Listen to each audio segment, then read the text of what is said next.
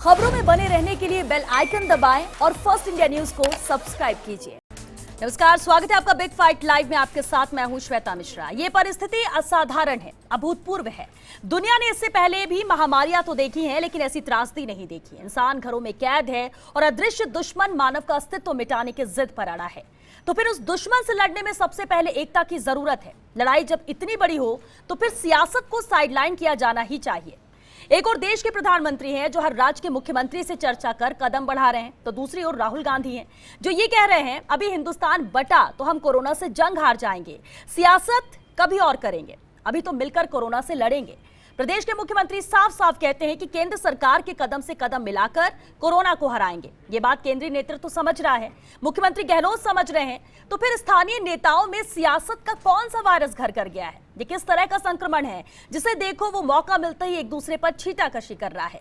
कोई केंद्र के फैसलों पर सवाल उठा रहा है तो कोई प्रदेश सरकार के इंतजामों पर टीका टिप्पणी कर रहा है। आखिर कोरोना पर राजनीति की गुंजाइश क्यों?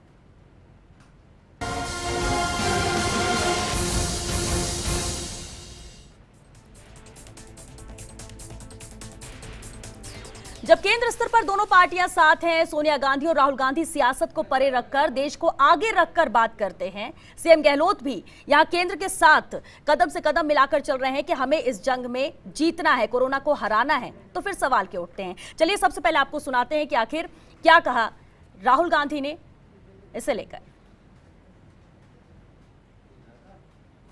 इसमें डिक्लेरेशन ऑफ विक्ट्री नहीं करनी है क्योंकि ये लंबी लड़ाई है।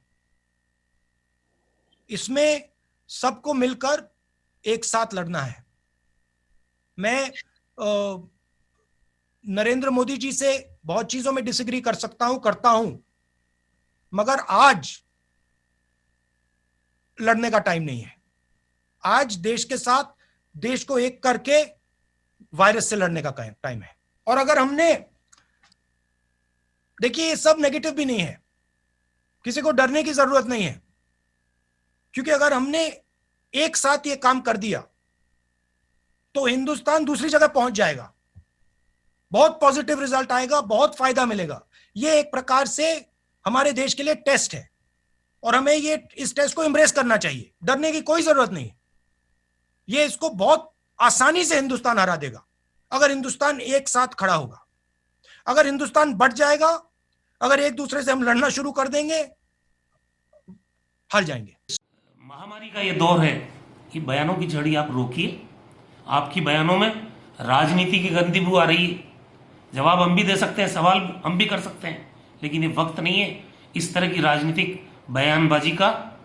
आप जितना कर सकते हैं, और अगर आप अच्छे सुझाव रखते हैं कि कोरोना महामारी में सरकार को और कुछ करना चाहिए, तो मुख्यमंत्री जी बैठे हुए हैं, हम लोग बैठे हैं, आपको बड़ा भाई मानते हैं, आप बुलाइए, हमको बुला लीजिए, आप चले जाइए, आपके विचारों हमको बताइए, अखबार में दे दीजिए कि मैं ये विचार रखता हूँ, वो सरकार इसको इम्प्लीमेंट नहीं कर रही।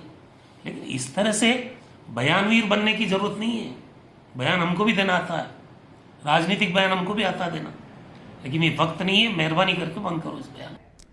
तो राहुल गांधी ने भी साथ होकर आगे बढ़ने की बात कही, रघु शर्मा भी यही कह रहे हैं, लेकिन दूसरी तरफ गरीब मजदूर और मजबूरों की मदद के बजाय सियासत के चटकारे लगाने वालों की मंशा पर भी सवाल उठते हैं। सवाल ये कि जिन लोगों की ये नेता नुमाइंदगी करते हैं उनकी जरा भी परवाह नहीं। कोरोना पर सरकार और प्रशासन को सहयोग देने के बजाय कोरी पॉलिटिक्स से क्या हासिल होगा?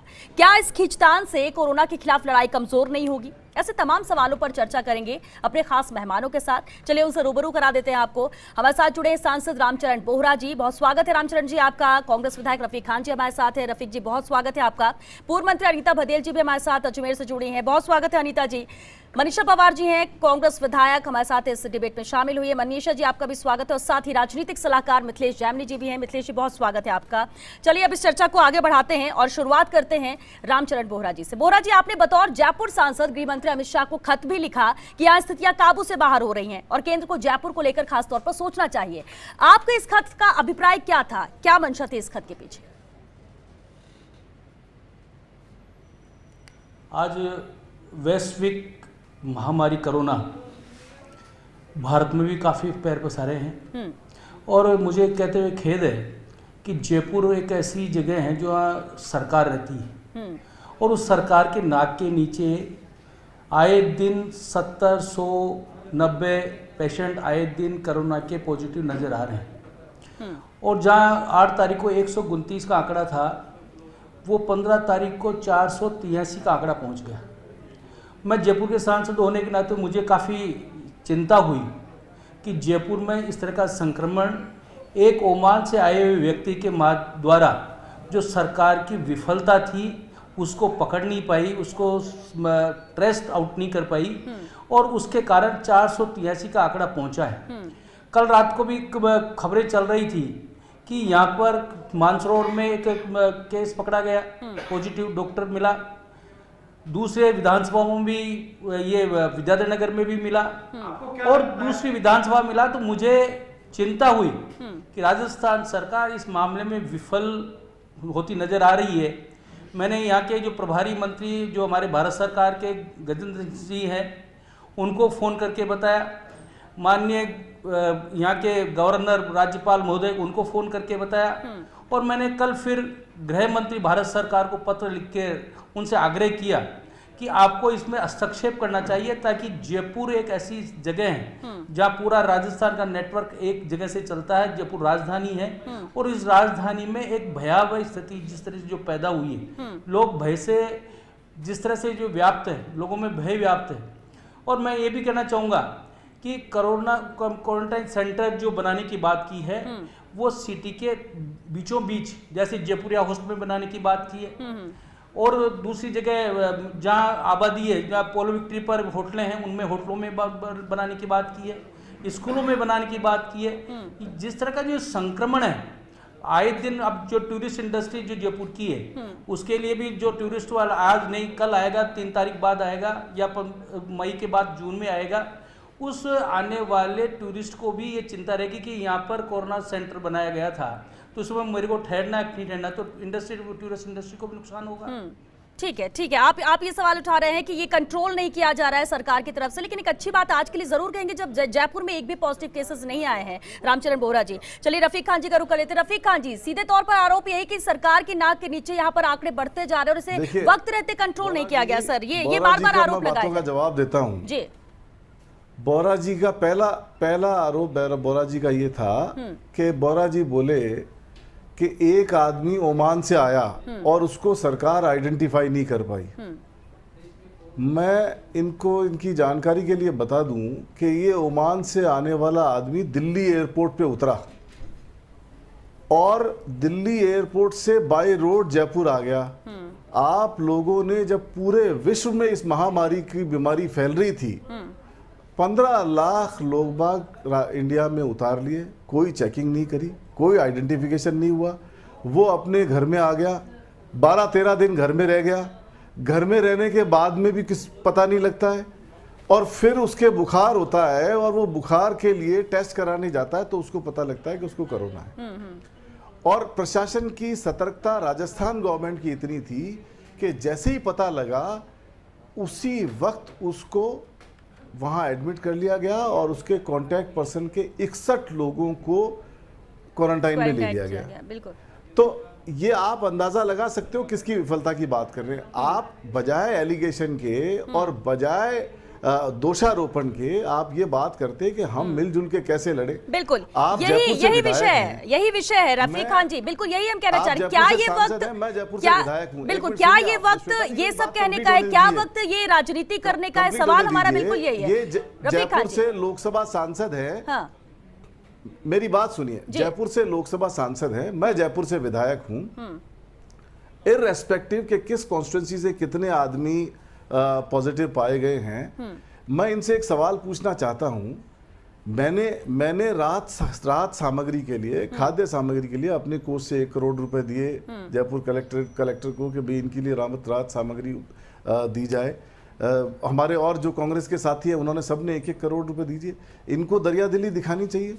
इनका 5 करोड़ 6 करोड़ का बजट है साल का, इनको राहत सामग्री के लिए कलेक्टर को पैसे देना चाहिए और ये बात करनी चाहिए कि चाहे वो मेडिकल किट हो, चाहे वो किट खाद्य सामग्री का हो, ठीक है वो रफीक खान जी, बिल्कुल डॉक्टर्स आप के वापस आपके काम पास आए, लौटेंगे सर। बिल्कुल वो आप ये कह रहे हैं कि खाद्य इनकी सामग्री तरफ से भी होना आगे चाहिए, सिवाय सवाल करने के, सिवाय सरकार पर सवाल उठाने के नहीं, कुछ मदद होनी चाहिए, ये आप कहना चाह रहे हैं। अब रामचरण जी की जगह हम अनीता भदेल जी से इसका जवाब लेते हैं। अनीता भदेल जी, सवाल देखिए ये कि किसने क्या किया, कितना हुआ, कि क्यों आंकड़े बढ़ रहे हैं, क्या वाकई में ये वक्त ऐसा है कि एक दूसरे पर सवाल किया जाए, जबकि केंद्र में जब सब एकजुट हैं, राहुल गांधी तक सवाल नहीं उठा रहे हैं मोदी जी पर, यहाँ प्रधानमंत्री मोदी भी तारीफ कर रहे हैं कि प्रदेश में कांग्रेस की सरकार अच्छा काम कर रही है, कंट्रोल किया जा रहा है इसे, राजनीति से इतर, यहाँ पर पार्टी से इतर सब अभी एकजुट होकर कोरोना की जंग जीतने की मशक्कत कर रहे हैं, और हम प्रदेश में देखते हैं कि एक दूसरे पर छीटाकशी हो रही है, सवाल जवाब हो रहे हैं, किसने कितना किया, नहीं किया, किसका फायदा, ये वक्त तो नहीं है ये। अनीता जी,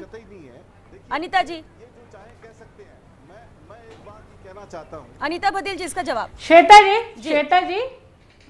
जी, मेरी बात पूरी सुने जी हाँ हाँ जी जी कहिए। श्वेता जी, मैं एक बात कहना चाहती हूँ, मेरी बात को सुनिएगा, है ना।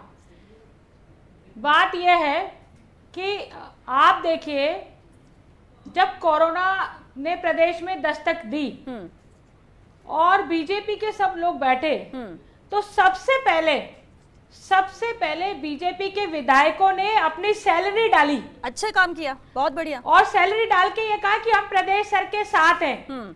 ठीक है, हर अच्छा काम किया। हाँ। मैं ये कह रही हूं, एक बार और सुनिएगा कि आज कितने दिन हो गए, 22 तारीख के बाद में आज हो गई 16 तारीख। हमने कोई राजनीति नहीं करी। पर आप देखिए, राहुल गांधी जी का कब स्टेटमेंट आ रहा है? जब दूसरी बार लॉकडाउन हुआ तब ये स्टेटमेंट आ रहा है। ये राहुल गांधी जी, ठीक है ना, उससे क्या, अच्छा एक बात बताइए, जरूरी अभी क्या है, अभी क्या जरूरी है? जिस तरह से आंकड़े बढ़ रहे हैं, अनीता जी आप भी बात सुनिए, अभी जरूरी क्या है? किसका बयान आया, किसने कुछ कहा, नहीं कहा, कहने से क्या हो जाएगा? अभी तो करने का वक्त है, और करने का वक्त तो सब तभी होगा जब सरकार, जिस राज्य में किसी की भी सरकार हो, केंद्र में किसी की भी सरकार हो, अभी तो ये ध्यान देना है कि जहां कंट्रोल नहीं हुआ, जहां जो दिक्कतें आ रही है उसको दूर किया जाए, उसको दूर किया जाए, उसको दूर किया जाए। अनीता जी कह रही हूँ, हाँ बिल्कुल दूर किया जाए, परंतु आप देखिए तो सही, बिल्कुल श्वेता जी, परंतु ये राजनीति कौन कर रहा है? किसने शुरू करी राजनीति? तो खत्म आप करेंगे, राजनीति शुरू करेंगे। चलिए अगर कोई दूसरा वो कहेंगे कि आप लोग मानेगा, सुनिए अनीता जी, प्रशासन एमएलएस के फंड को रोकेगा नहीं। ठीक है, हम इसका जवाब भी लेते हैं क्योंकि हमारे साथ रफीक खान जी लगातार बने, उनका जवाब लेंगे, लेकिन सबसे पहले हम मनीषा पवार जी भी, अभी उनका भी एक रिएक्शन ले लेते हैं। मनीषा पवार जी, देखिए सवाल जवाब बहुत हो रहा है, एक लाइन का सवाल है, उसका सटीक जवाब कोई दे नहीं रहा है कि क्या ये वक्त है राजनीति करने का, क्या ये वक्त है कि महामारी से जीतने के लिए एक साथ होने का, या फिर एक दूसरे पर छीटाकशी करने का? कल को दुनिया खत्म हो जाएगी, देश खत्म अगर हो गया तो कौन राजनीति करने के लिए बचेगा? अभी तो एकजुट होकर देश को बचाना है। जी श्वेता जी, श्वेता जी, मैं आपको यही कहना चाह रही हूँ कि किस तरह ये सभी लोग मिलकर कह रहे हैं कि एकजुटता की बात है। मैं आपको बताऊं कि सबसे पहले मुख्यमंत्री जी ने बीजेपी के प्रदेश अध्यक्ष, विपक्ष के नेता कटारिया जी को बुलाकर सहमति जताई कि हम सब मिलकर इस कोरोना वायरस से लड़े, बल्कि आपस में नहीं लड़े। और ये बात आज कर रहे हैं मिलने की। हमने तो जब कोरोना वायरस शुरू हुआ था तभी मुख्यमंत्री जी ने पहल की इन लोगों को बुलाने की कि हम लोग एकजुट होकर इस कोरोना वायरस से लड़े, बल्कि आपस में नहीं लड़े। और ये आज ये लोग अपनी राजनीति कर रहे हैं, ये कह रहे हैं कि इस तरीके का काम होना चाहिए, इस तरह का काम होना चाहिए। मुख्यमंत्री जी ने पहले से ही विधायक के पैसों को पहले से ही अच्छे कामों में लगाने के लिए देखिए सवाल बिल्कुल मनीषा पवार जी, कोई सवाल नहीं उठा रहा है सरकार पर। देखिए कोई सरकार पर सवाल ये नहीं उठा रहा है कि क्या किया या क्या नहीं किया गया। जो किया जा रहा है बढ़िया है, विपक्ष भी इसमें साथ दे, सब एकजुट हो जाए। हमें ये सुनने को नहीं मिले कि बीजेपी ने कांग्रेस पर यह आरोप लगाया, कांग्रेस ने बीजेपी पर यह आरोप लगाया।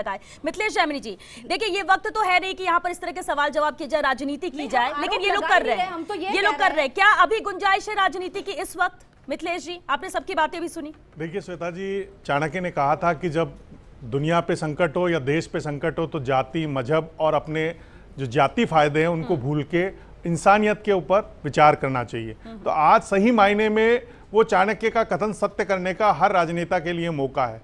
लेकिन दुर्भाग्य है कि आज दक्षिण कोरिया में चुनाव हुए हैं, तो नेताओं के लिए चाहे दुनिया का कोई देश हो जहां डेमोक्रेसी है वहां राजनीति हुए बिना रह नहीं सकती, ये कटु सत्यता है। राजस्थान में कोरोना को लेकर अगर राजनीति की शुरुआत हुई तो पूर्वी जिला भरतपुर से हुई, जहां एक विशेष समुदाय की महिला का प्रसव के बाद उनका प्रसव नहीं हुआ और वो डेथ हो गई बच्चे की। उसके बाद कांग्रेस के ही 2 मंत्रियों का अलग अलग ट्वीट पर बयान आया, विश्वेंद्र सिंह जी का और स्वास्थ्य राज्य मंत्री सुभाष गर्ग जी का। वहीं से इस राजनीति की शुरुआत हुई। उसके बाद उसमें तड़का देने का काम किया सांगानेर के युवा विधायक अशोक लाहौटी जी ने। उन्होंने एक फोटो डाल दी कि रसगुल्ले खिला रहे हैं, ये खिला रहे हैं, 750 रुपए का एक खाना खिला रहे हैं। तो कुल मिला के ये जो अभी कुछ गंदी राजनीति हो रही है, डर्टी पॉलिटिक्स, उसका एक ही रीजन है कि नगर निगम के चुनाव सामने हैं। अगर नगर निगम के चुनाव सामने नहीं होता, पहले सरकार ने अब रोक लगाई कि फोटो मत डालो दान करते हुए, ये बहुत अच्छी पहल है। तो लोग अपने किट पे फोटो छपा रहे हैं। लॉकडाउन में कहां से फोटो लिया है, कहां से राहत सामग्री के ऊपर फोटो चिपका ली। तो राजनीति कोरोना को लेकर जो की गई है, कोरोना को लेकर, वायरस को लेकर गई है, वो खुद वायरस भी अब शर्मा रहा है। जयपुर में जिस तरीके की बयानबाजी का स्तर गिरा है, चाहे वो कांग्रेस के एमएलए हो चाहे बीजेपी के एमएलए हो। कांग्रेस में रफीक खान जी ने कल बयान दिया कि नरेंद्र मोदी जी हमको तोड़ रहे थे जब कोरोना अंदर घुस रहा था। तो ऐसा नहीं कि कांग्रेस के नेताओं ने बयानबाजी नहीं की है या बीजेपी के नेताओं ने, दोनों कम नहीं है इस मामले में। दोनों चाहते हैं कि निगम चुनाव में वोट हो। लेकिन आज जो पल है, सारी दुनिया जिस बारूद के डेर पर बैठी है, अंदर सोचने का समय, आत्ममंथन करने का दौर है कि हम मानवीय समाज को क्या देके जाएंगे। कल हमारी पीढ़ियां हमें किस इतिहास में बिल्कुल, और इसलिए ये सवाल की गुंजाइश होनी नहीं चाहिए राजनीति की। बिल्कुल। रामचरण बोहरा जी, प्रदेश सरकार कहती है कि प्रयास युद्ध स्तर पर जारी हैं, रघु शर्मा कहते हैं कि सीएम दिन रात मॉनिटरिंग कर रहे हैं। फिर आपको क्या लगता है, प्रदेश सरकार के प्रयासों में आपको कहां कमी लग रही है? सवाल क्यों उठ रहे हैं? अगर कहीं कुछ कमी है तो आप साथ आ जाइए, साथ आके काम कीजिए।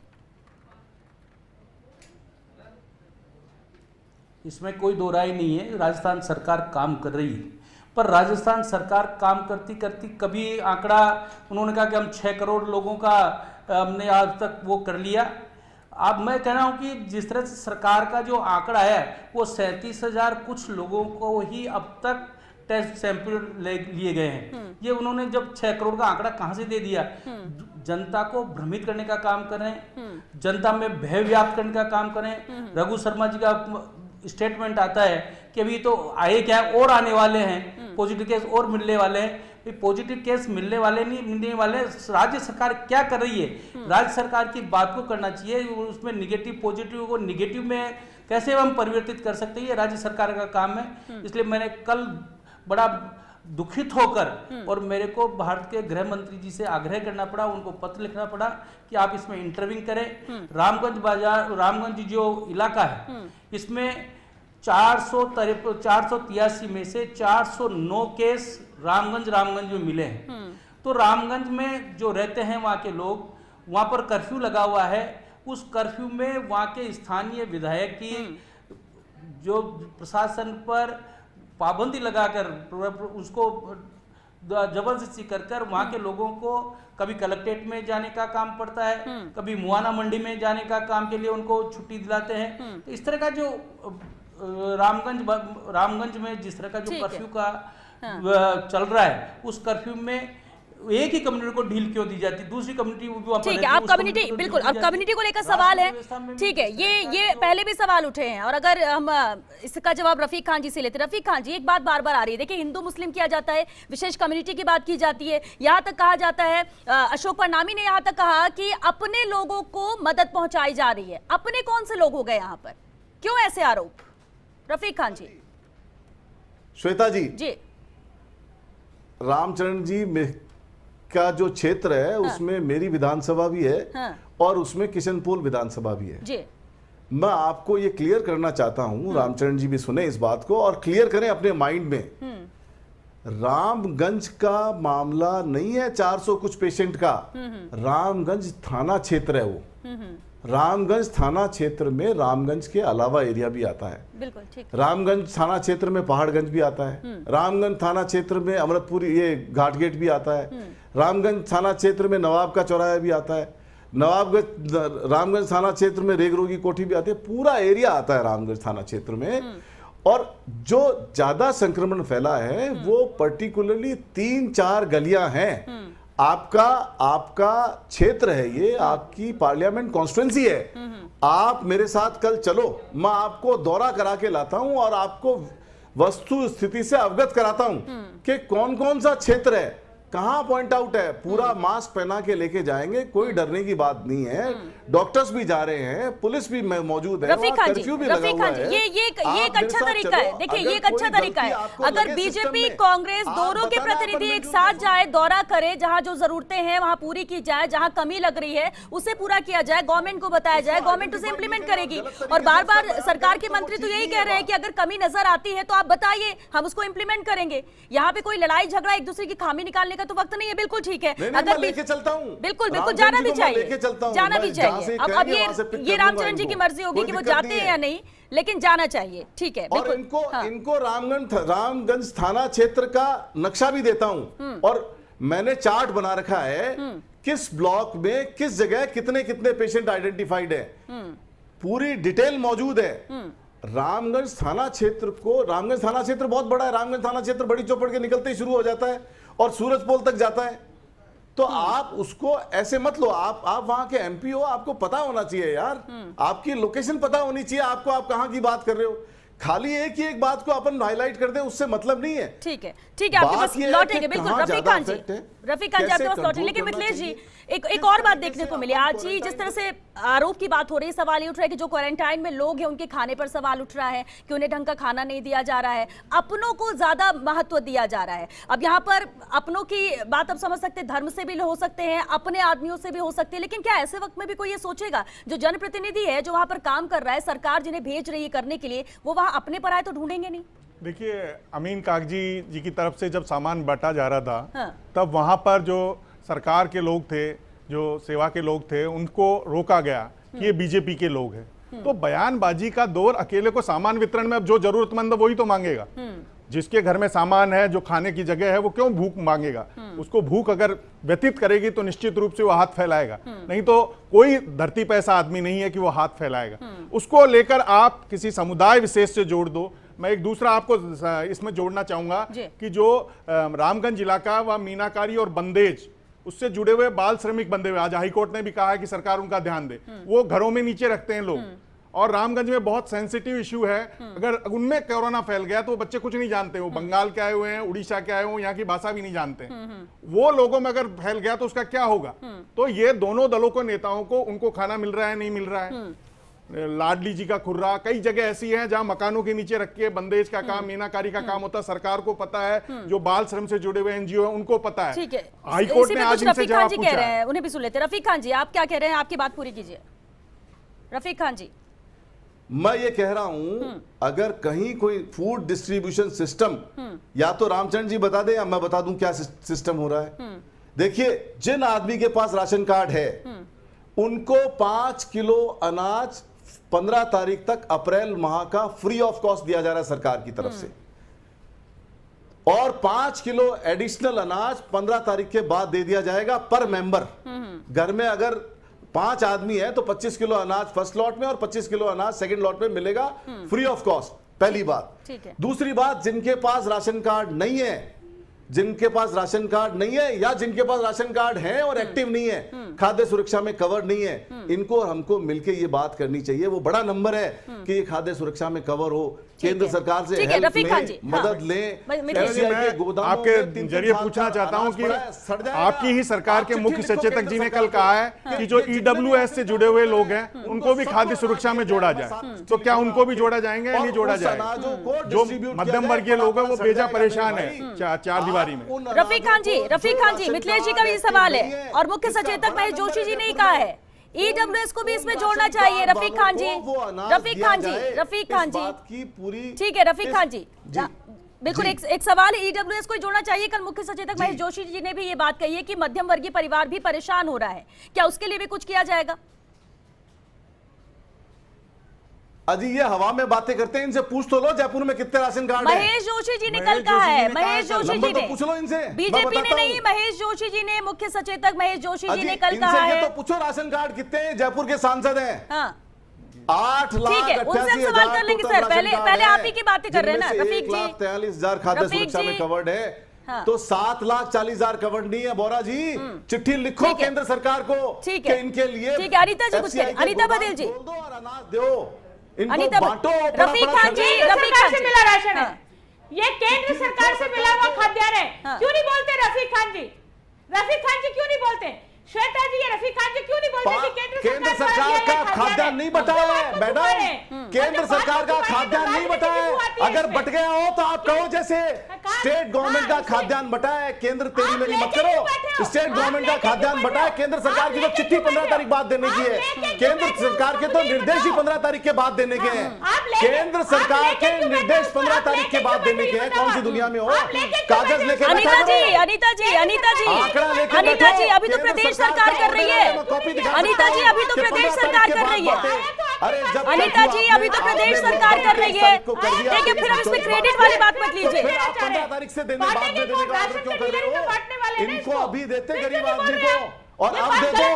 सुनो, अब दे दो, मत आप देरी करो, अब दे दो। देखिए, सवाल उठाना आसान है, लेकिन मदद पहुंचाना ज्यादा मुश्किल है। आप बात करें, उन सबको दिलाओ मैडम। अनीता जी बात सुनिए, रफीक खान जी आप भी बात सुनिए, रफीक खान जी बात सुनिए, ठीक है। श्वेता जी, जो इम्पोर्टेंट चीज है कि जो ये राशन कार्ड धारकों की बात कर रहे हैं, बीपीएल एपीएल की धारक की बात कर रहे हैं, कल इनके ही सरकार के मुख्य सचेतक महेश जोशी जी ने कहा कि 4 दीवारी में जो ईडब्ल्यूएस तबका है वो बेजा परेशान है और उसको इस खाद्य सुरक्षा योजना से जोड़ा जाना चाहिए।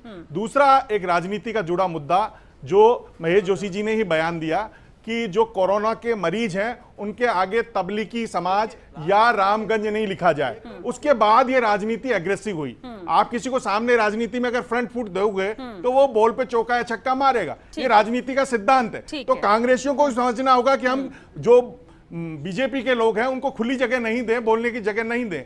अगर ऐसा बयान नहीं देते, जो मरीज है सारी देश में तबलीगी लिखा जा रहा है, एरिया लिखा जा रहा है। अगला राजस्थान में इस कॉलम को हटाने की मांग करने से चला के राजनीति को गरमाया है।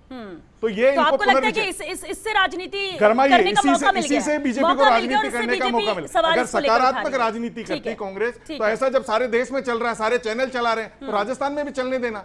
आपने चला के उनको प्रोटेक्शन क्यों दिया? रामचरण बोरा जी, आपने प्रदेश पर इसे लेकर सवाल उठाए हैं, खत लिखा है, आपने अपनी बात यहाँ पर रखी, लेकिन एक अहम बात है, जब राहुल गांधी और खुद सोनिया गांधी भी केंद्र और पीएम के साथ हैं, फिर ऐसी बयानबाजी बीजेपी की तरफ से क्यों प्रदेश में हो रही है? क्यों इसको हवा दी जा रही है? और एक के बाद एक नेता सामने आ रहे हैं कुछ ना कुछ सवाल लेकर, कुछ ना कुछ आरोप लगाते हुए। इसमें माननीय प्रधानमंत्री जी का जिस तरह से आह्वान है, और प्रधानमंत्री जब से आह्वान किया है तब से 3 सप्ताह का लॉकडाउन किया गया। उस लॉकडाउन में जनता को मैं बहुत बहुत धन्यवाद देना चाहता हूं कि उन्होंने पूरा सरकार का साथ देकर इस लॉकडाउन में पूरा सहयोग किया, और आज उसी का ये नतीजा है कि दूसरे जो महाशक्तिशाली देश हैं उनमें कोरोना ज़्यादा पैर पसारा है, जबकि भारत में माननीय प्रधानमंत्री जी की अग्रिम सोच और अग्रिम कार्रवाई करने के कारण आज भारत में कोरोना ने पैर नहीं पसारे, और मैं समझता हूँ कि जल्दी ही इस बीमारी से हम बाहर आएंगे। ठीक है, एक लास्ट कमेंट ले लेते हैं अनीता बघेल जी। अनीता बघेल जी, अब ये आरोप बयानबाजी बीजेपी की तरफ से आने वाले वक्त में ना आए, और कोई फॉर्मूला ऐसा भी हो जिससे हम सब एक हो के कोरोना की जंग लड़े, ना कि आपस में जंग लड़े। एक लाइन में जरा इस पर कमेंट दे दीजिए आप, अनीता बघेल जी। श्वेता जी, आप पिछले 15 दिन का रिकॉर्ड उठा के देख लीजिए, कभी भी बीजेपी के लोगों ने बयानबाजी नहीं की है, पर जब जैसा मिथिलेश जी ने कहा यदि इस तरह का सरकार कदम उठाएगी तो उनके और चलिए जो हुआ सो हुआ। अनीता जी, आप जवाब सिर्फ ये दे दीजिए, देखिए किसने क्या किया, चलिए छोड़िए, हम आज की बात करते हैं, अब से आने वाले वक्त की बात करते हैं कि अगर इन सवालों को छोड़कर क्यों ना सरकार के साथ आकर, जो भी प्रतिनिधि उनके साथ आकर जहां कमी है वो बताए बीजेपी, वो विपक्ष इस तरह अपनी भूमिका निभाए। हम सरकार के साथ पहले भी थे, हम सरकार के साथ पहले भी थे, मैं श्वेता जी कह रही हूँ सरकार के साथ पहले भी थे, आज भी है, और जब तक कोरोना की जंग रहेगी तब तक हम इनके साथ रहने वाले। उम्मीद करते कि यही सब, क्योंकि वक्त खत्म हो चुका है। बहुत शुक्रिया आप सभी का इस चर्चा में शामिल होने के लिए। तो सवाल यहाँ पर उठा रहे हैं, सवाल कौन उठा रहा है? सब एक दूसरे पर उठा रहे हैं, राजनीति यहाँ पर गर्मा गई है, एक दूसरे को मौके दिए जा रहे हैं, लेकिन क्या वाकई में ये वक्त ऐसा है? यहाँ महामारी है, पूरी दुनिया इसे झेल रही है, पूरा देश यहाँ पर लगा हुआ है कि इससे जीत दर्ज की जाए। इस पर बड़े बड़े नेता है, प्रधानमंत्री की हम बात करें, राहुल गांधी की बात करें, प्रदेश में मुख्यमंत्री अशोक गहलोत की बात करें, सब एक दूसरे का साथ दे रहे हैं, तारीफ कर रहे हैं अच्छे काम की, जहां कमी है वो बता रहे हैं। तो फिर ये दूसरे नेता क्यों बयानबाजी कर रहे हैं, क्यों आरोप प्रत्यारोप लगा रहे हैं? उम्मीद करते हैं कि आज के बाद ठीक है, जो हुआ सो हुआ, लेकिन सब पर मिट्टी डाल के कम से कम जहां जो कमी है वो बताई जाए, ताकि उन कमियों को दूर किया जाए, ना कि बयानबाजी की जाए, एक दूसरे पर सवाल उठाया जाए घर बैठकर। इसी के साथ बिग फाइट लाइव में आज के लिए बस इतना। नमस्कार।